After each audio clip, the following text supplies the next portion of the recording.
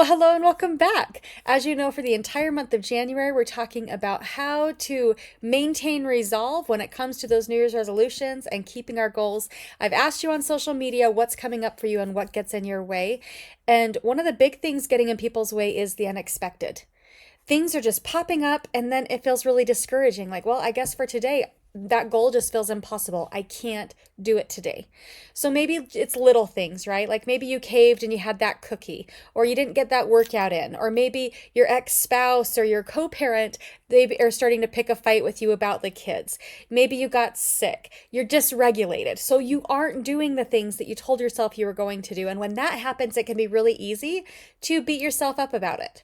So if you find yourself beating yourself up, first, welcome to planet Earth. If you're new here, this is what the human experience is like. We all have these days, and we often compare our worst to somebody else's best. But I'll be honest with you, I don't know anyone that maintains their goals 100%. Everyone has a little bit of struggle from time to time, and it's going to be okay. So I want to remind you today that something is better than nothing. One push up is better than zero push ups.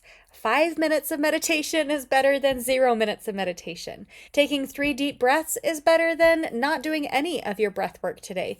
Having 1 minute outside in sunshine is better than having none. The brain wants to tell you that because you didn't do something 100%, that you have failed. But your 100% is just going to look different every day.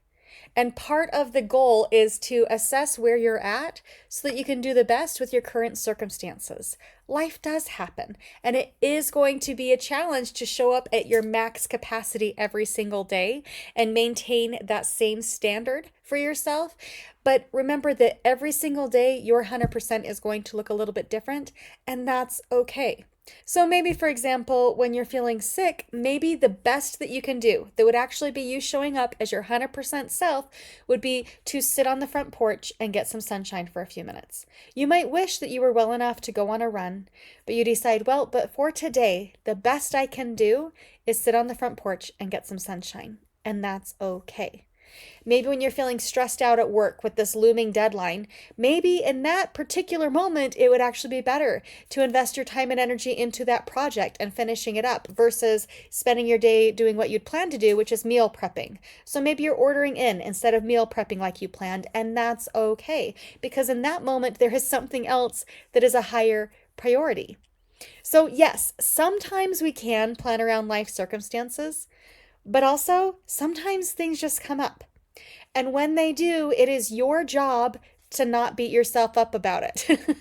For many people, when they find themselves faltering during the week, then they might just say, well, I guess that I messed up, so I'll start again on Monday, or I'll start again at the first of the month, and they kick that can down the road.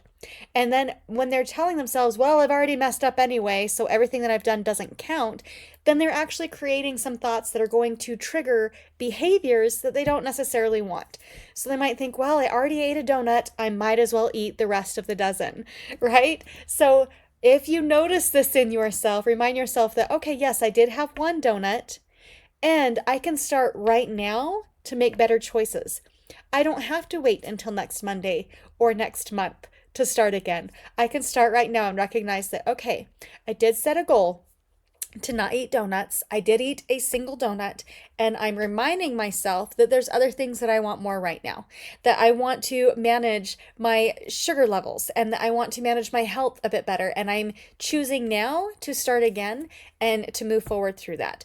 Your brain is going to want to tell you that, well, you're a failure now. I guess that's the end. But remind yourself that no, I can have a little bit of a back step and I can keep moving forward. We like to think that growth and change are constant and consistent and that we're continuously moving upwards. But when you really look close at things, growth kind of looks like this. It kind of goes up and down, and overall the trend goes upward.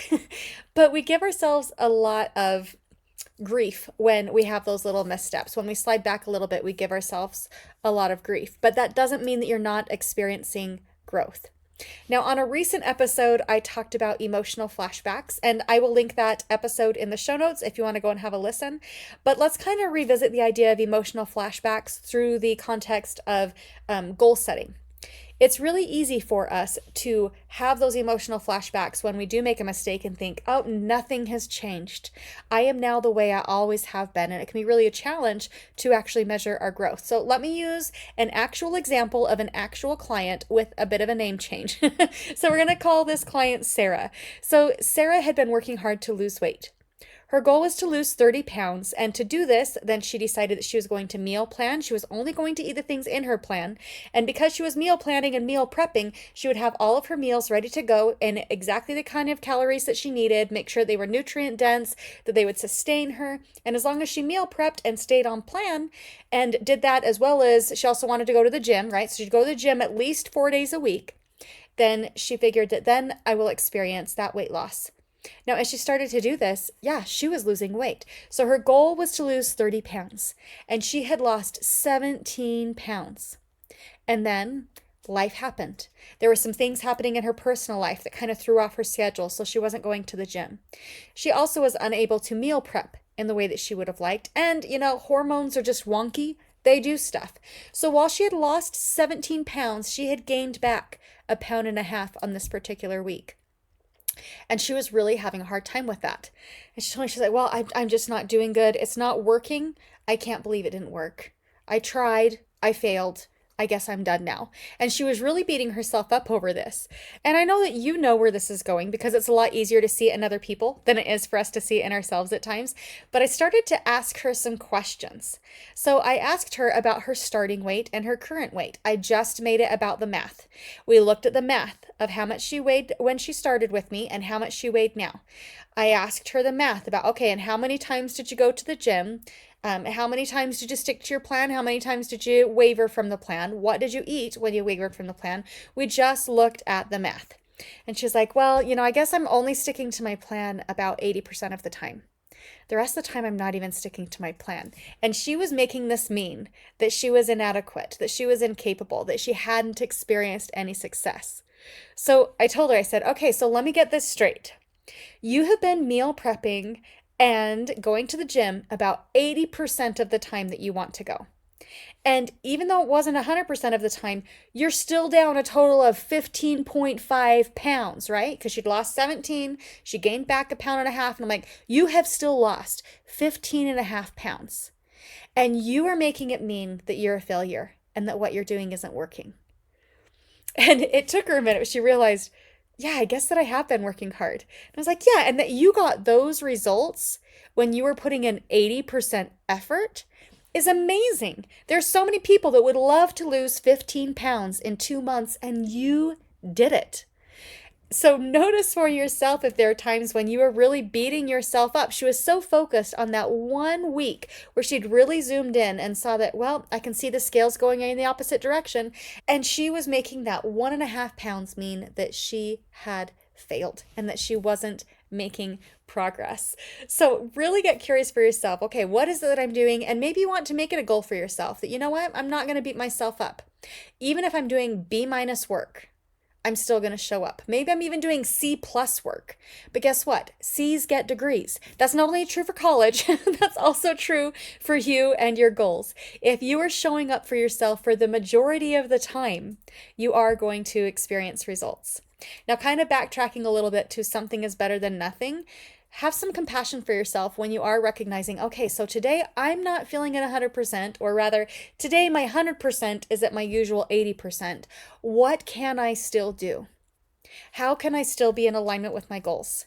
And sometimes I'll even ask my clients, I'll say, okay, so I can see you're really beating yourself up about this because you are struggling with these other things and there's stuff coming up for you, which is fine. What is the bare minimum that you can do so that you have evidence for your brain that you're doing it and that you're being kind to yourself?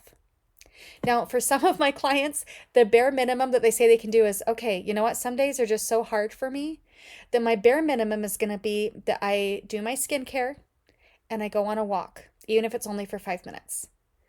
I said, okay, then on those days when that's your best, is that you just do your skincare and go for a 5-minute walk. Celebrate it rather than beating yourself up about it. Doing something is always better than doing nothing. And it's so interesting that When we beat ourselves up like that, like I said with the donuts, it's not just that we aren't doing the things that we want to do, but we actually start to do the things that are detrimental and holding us back from achieving the goals that we want. We think, oh, well, that's just not going to work out. Now I'm just going to do everything the opposite of what I actually want to do. Scrap that, okay? Love yourself enough to just make a little bit of change. So maybe you don't have time to meal prep, but you decide, okay, but I do have time to eat an apple.